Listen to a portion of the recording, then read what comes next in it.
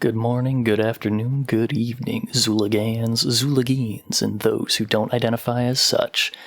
The AXEcellent adventure just keeps rolling on. This train is just jam-packed with coal. It is spewing pollutants into the sky, going full speed down the tracks, unstoppable. Not a goddamn thing could possibly get in its way.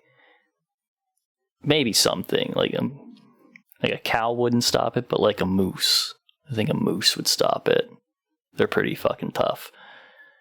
Anyway, welcome back. 3 episodes in, can you fucking believe it? And I'm doing this one super late.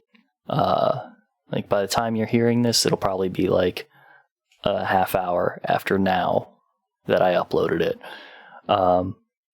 So yeah, this is a 3rd episode, and we're getting into the 3rd release by the Alla Xul Elu Necronomichron, I believe. This one was on MNE, or it was just the 2nd one. Again, I don't remember. Somebody told me, but I've forgotten already. Yeah, not a whole lot to get into beforehand, except, I mean, this is just going to be possibly a recurring segment on this. I'm going to throw to my homie Scott again for a Fago update. Scott, what do you got for us? Hey there, Fago fans. I'm back again. I got another can for you. Got no uncle this time. He's not around, so you won't be hearing him be rude to me. You know what I got for you today? I got a rockin' rye. It's delicious. Let's crack open the can here. Ooh, oh, you can just see the red, beautiful red color. You smell that cream soda. A little bit of, what is it, cherry maybe? Rockin' rye. Oh, yeah, it's like a sweeter cream soda. I don't know if I get much of a kind of fruit. Let me aerate.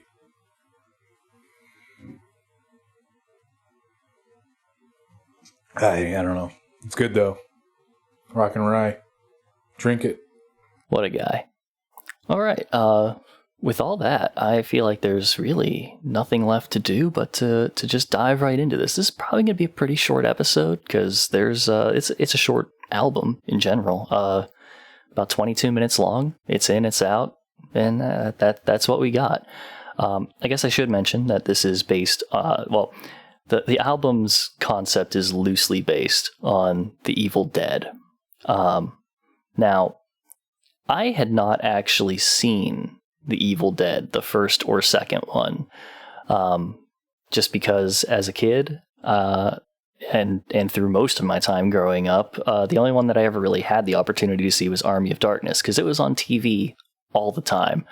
And I think it was also the only one that we had a copy of at my house. So I've seen Army of Darkness a ton of times, but I had never seen the first 2 Evil Dead movies until this morning when I fired up the first one and gave it a watch beforehand, just so I would have something to, so I have a little bit of context and see how it changes the album for me. And I'm glad I did, because it is a loosely based concept, but it's there. It is there. So yeah, let's just start right off with track 1, Saculi Malum Viriditas. I don't do Latin, man. I don't do Latin. It ain't my thing.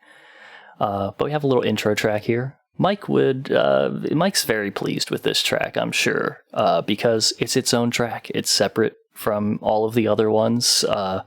Whereas I'm pretty sure, for most of the stuff we would listen to, it would be attached to the beginning of the track after this. Which, honestly, I don't know if he would mind that as much, because the track after this still isn't quite, it's not fully its own thing. I don't know how often he would go to that one, because talk about it in a minute. But yeah, the title of this, Sack of Evil Weed, is how they loosely translated it. yeah, so he's got an evil bag of weed, man. That's it. Moving on to track 2, Necronomichron, which, like I said, I feel like the first track would very easily be attached to this on literally any other band's album that we would listen to. You get a little intro to the new Joker's card, and kind of get an idea of what he's all about and all that stuff. It's the Necronomichron, evil weed, make you die. I like the line "puff puff, now pass away." I like the way that they do that line. That's pretty good. Kind of like a little droney track. It's got like that Great Milenko vibe to it, like the track, the Great Milenko, where you can just kind of put it on and it's just all around you. You don't even know, it sets the scene with the general ambiance of it. It gives you that vibe, and I like it. It's pretty cool. Some may say that it's repeated too much. I would disagree. I think it's fine. And now we finally get to the beginning of this cabin, track 3. This is the start of the whole story. They arrive at this cabin in the woods, much like in The Evil Dead. And it's kind of weird. They're like, I don't know about this place. It's kind of fucked up and shit. And they're like, whatever. We're here. We done it. They're all out of weed and gas. They do like a little pun on that in their lines. There's a lot of pretty solid double entendres with the weed here. So Joey goes to the basement to turn on the lights and finds a little lock box, and it's got the Necronomichron.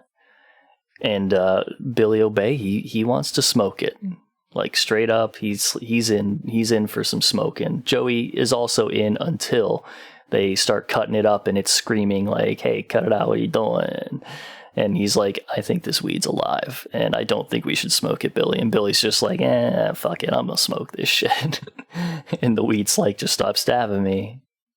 You can smoke half of me. just cut it out." So Joey's looking to go straight edge. This has freaked him out enough. Scared straight edge is the program here. But that doesn't end up happening, as it turns out, as we roll into track 4, Another Dimension. This track fucking whips. It's the verses are mostly like trade-off verses. Like they have like a little section where they'll go back and forth for a little bit, and then one of them takes it for a couple lines. I love trade-offs. You've heard the show before. Me and Mike both love our trade-offs and all that. But Joey got peer pressured into just smoking that Necronomichron, and look what's happened to him. Now he's in an interdimensional weed MLM. The way that it seems to be is that, like, now that they have smoked the weed, they are trapped inside this dimension until they, much like the weed that they found, once they convince someone else to smoke, I guess, their batch of that Necronomichron, then they kind of, their souls get trapped and they get released. Maybe, it says. It doesn't promise them. It says they might get out. Which is really where you get into it being a weed MLM. They have to go recruit other people, and that still might not be enough to get them out of it.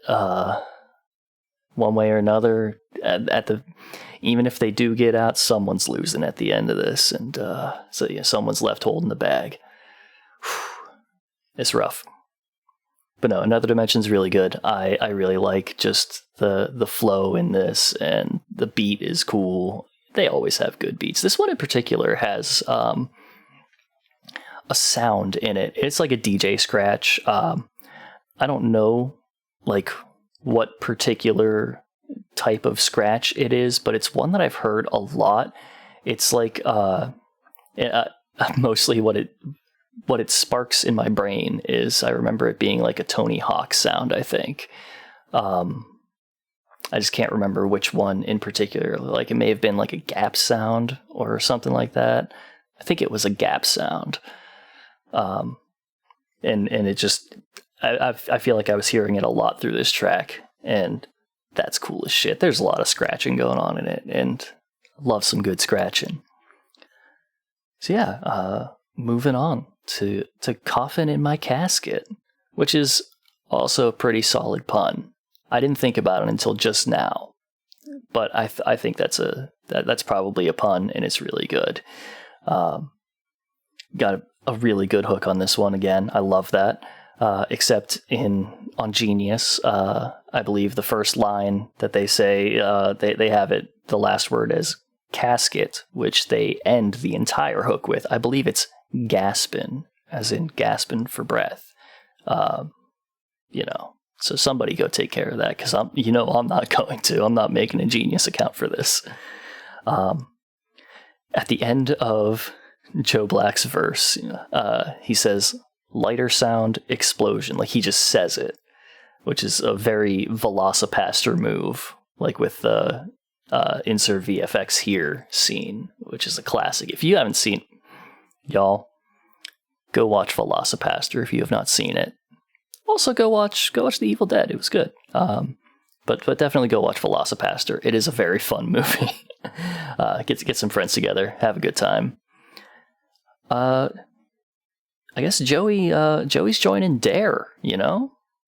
They are the weed ghosts now, and someone else has smoked their stuff, and they're showing up to them, and Joey's just like, "Hey man, why you doing? You should have known better than to be smoking that ganj. What's up with you?" Very jokingly refers to weed as a gateway drug.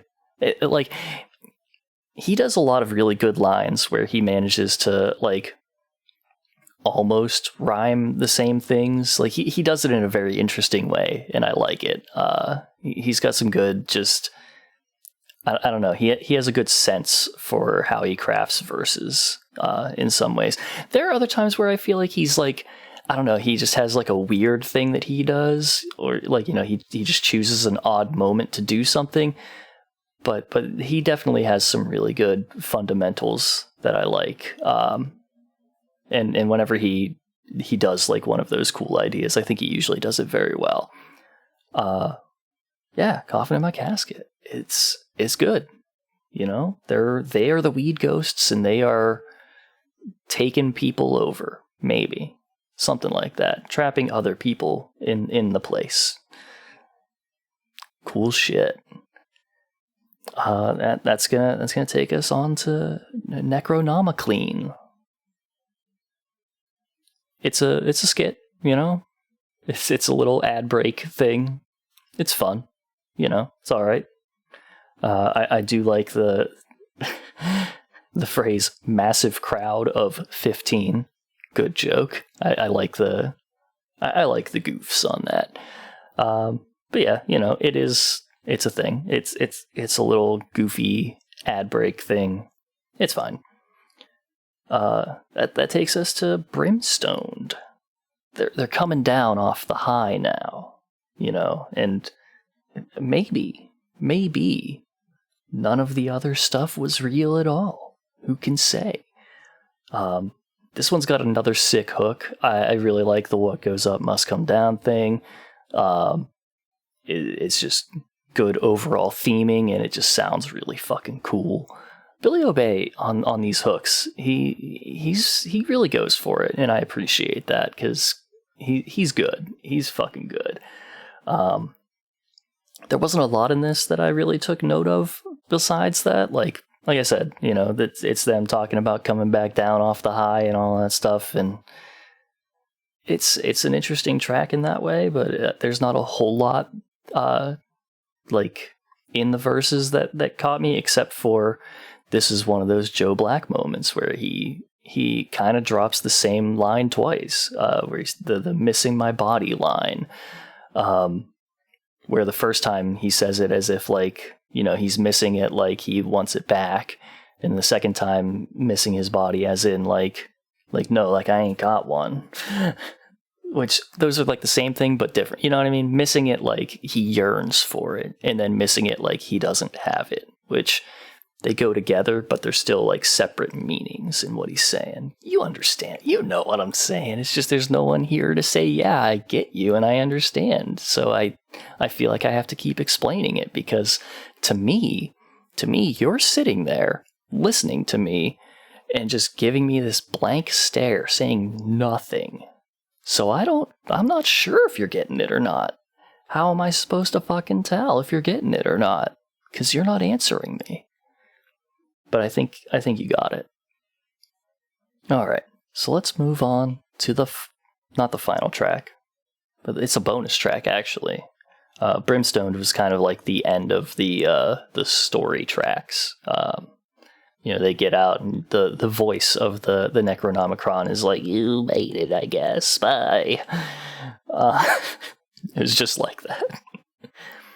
But then they have a nice little bonus track that's, you know, I love this. It's a bonus track for it, but it's still on theme. I really appreciate that. This is Get High, featuring Jared of Head PE and also Bones Dub of Axe Murder Boys. I guess I don't know why those two in particular. I don't know. It's whatever. But Jared's there. I don't know what the fuck he's doing with his voice, but he's doing something with it. Genius has Joey's excellent fucking verse credited to Billy erroneously. Somebody needs to fix that, and it will not be me. Billy dropping just a hella vibes verse. Like, you know, I've mentioned it before that whenever he does verses, he tends to be a guy who's like, he's saying a lot of words that paint a general picture without giving you a specific story that you can follow. You just kind of get the vibe of what he's talking about. And this is 100% one of those, and it is fucking tight. Jared is on some like free your mind, dude shit with his verse. Like, just talking about, yeah, you know, smoke some weed and you'll see through the man's lies or whatever. It's fucking weird. He's doing his goofy voice and whatever, man. Bones Dub, he just kind of does like a generic weed rap verse. You know, it's nothing special. It doesn't have much to do with the rest of it. And, I mean, Jared's doesn't really either. It's kind of like they just kind of came in and just, they're like, a verse about weed can do, but they didn't really have I don't know if they had the full context or if they just kind of ignored the full context. Because they you know, their verses are serviceable, but there's nothing special, and they don't really have anything to do with the whole thing. But Joey is fucking on fire. Just, goddamn, this guy, how he do it, you know? How does he accomplish what he do with his writing? Because he's just always on point with that shit. And I love it. He has a line in here that I think is a reference to the film How High, when he talks about digging up a corpse and smoking their finger. And he says how high at the end of the line, which, you know, it's kind of like a Young Money line thing. I think that's a How High reference. How High wasn't exactly that. It was, they used the ashes of their dead friend to fertilize a plant. But, you know, it's got that same vibe of smoking another person in some form. It's, you know, one of them's just for a comedy and the other one's for horror. So it kind of makes sense.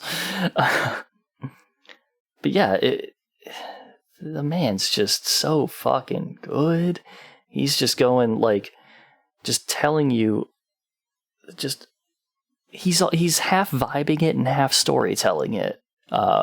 Going through just the experience of smoking the Necronomichron and just sort of being in this haze and all of this stuff that he's doing.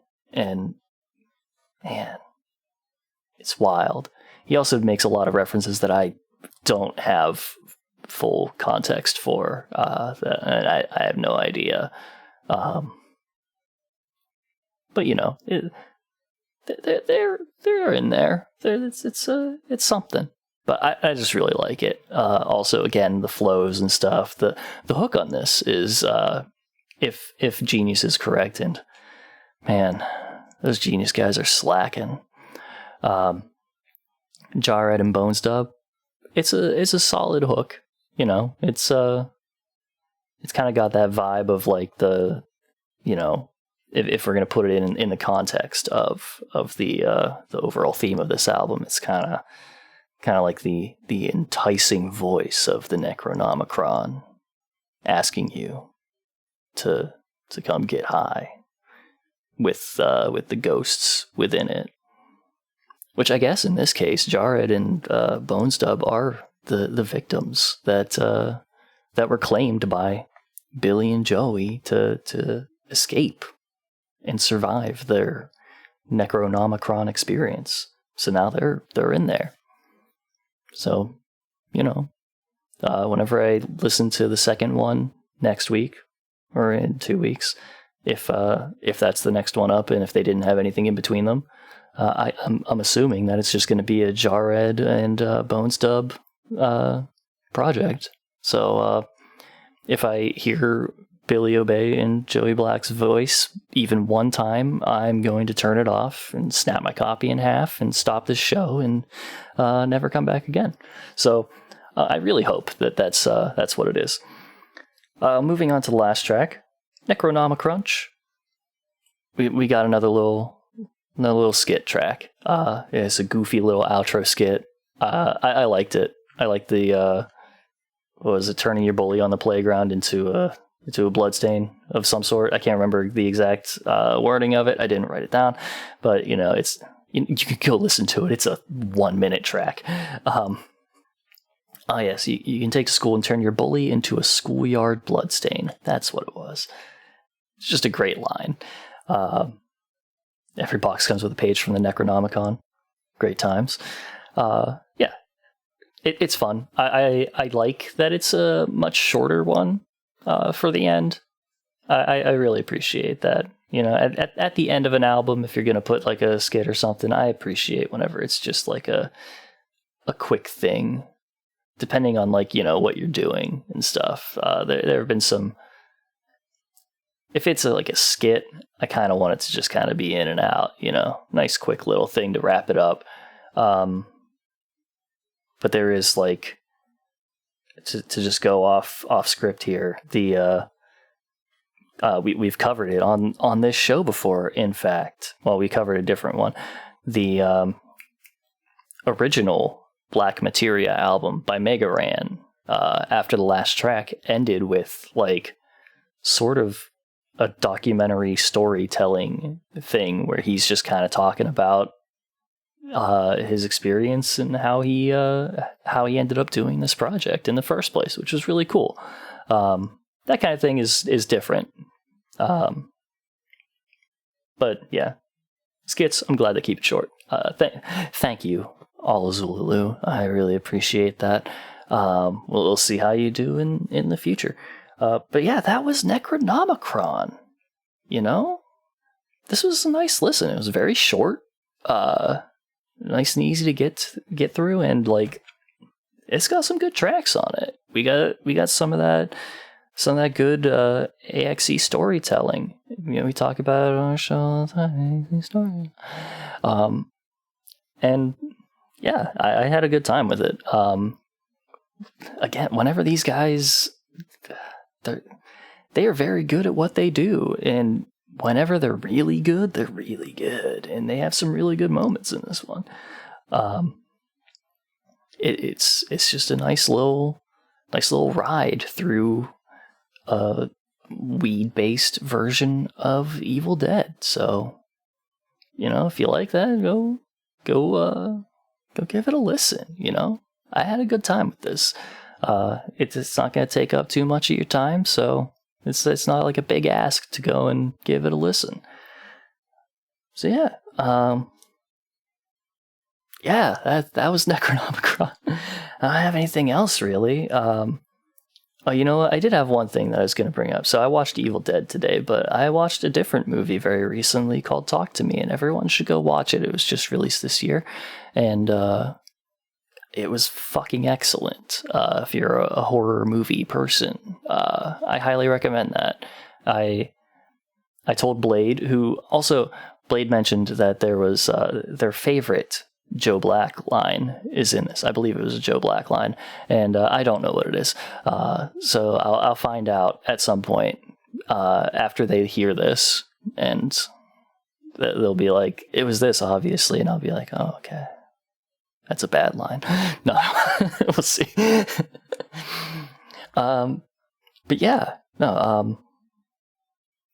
Go watch Talk to Me. It was really good. I recommended it to Blade. I gave Blade the same recommendation, I gave it the same level of recommendation that I gave Oculus, which is high praise. It is. I love Oculus. If you also haven't seen that, go watch Oculus. Make it a double feature. Oculus, Talk to Me. 2 fantastic fucking horror movies.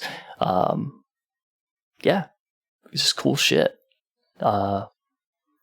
Aside from all that, that's the album. That's the episode. Let me know what you guys think of Necronomichron.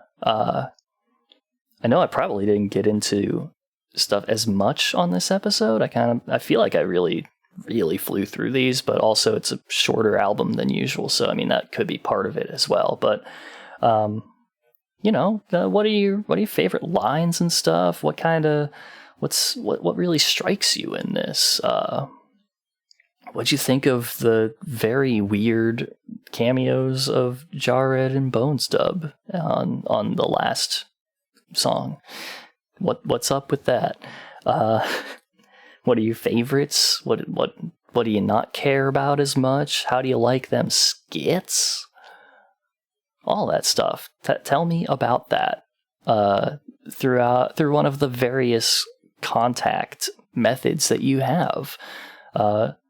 Ask Mike what he thinks about fucking an entire album of weed songs, but also kind of a horror thing. Maybe that offsets the weed song thing since he's not a weed guy. Maybe it doesn't. Who knows? He's not here to defend himself. So, yeah.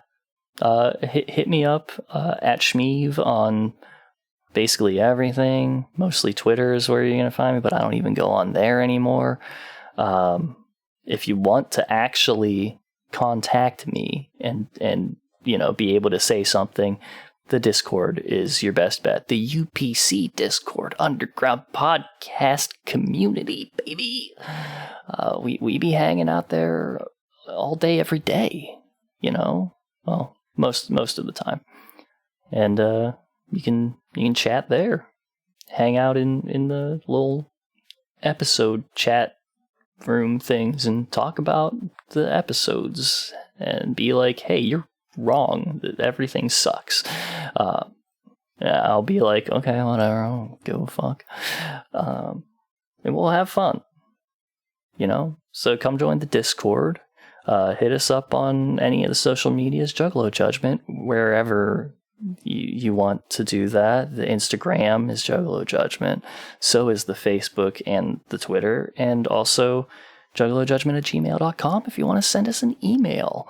I did get an email very recently from someone that I'm thinking about doing something for. So Keep an eye out for that. It might be like a little extra thing that I drop. I was asked about a lot of the terminology that we use when referring to songs. Some of it is, standard like hip hop terminology and stuff, like your posse cuts and all that, trade-offs, blah, blah, blah, blah, blah. And then other stuff is kind of our own lingo, or, our own terms that we've developed as time has gone on. You're like, what constitutes a Juggalo love song? What is, what's a sad boy? That one we kind of stole. That one's a Roach Coach classic, I believe. I'm pretty sure they've used sad boys before. I might do like a quick little recording that just serves as like a glossary of terms. And, I like to have Mike for that, actually, so he can hop in on some of these and also help me develop a full list, so we all, we don't miss anything. If you're listening to this and I haven't released that yet, if there's a term that we've thrown out before and you've been like, what the fuck is that? Or you want like it's just a term that you feel would go good in our glossary, tell me that too, There's so much stuff you could talk to us about through any of these communication methods that I've brought up before. But I've been going on about this shit for way too fucking long. This outro, it's just dragging, man. Dragging these nuts. Alright, I'm getting the fuck out of here. Peace.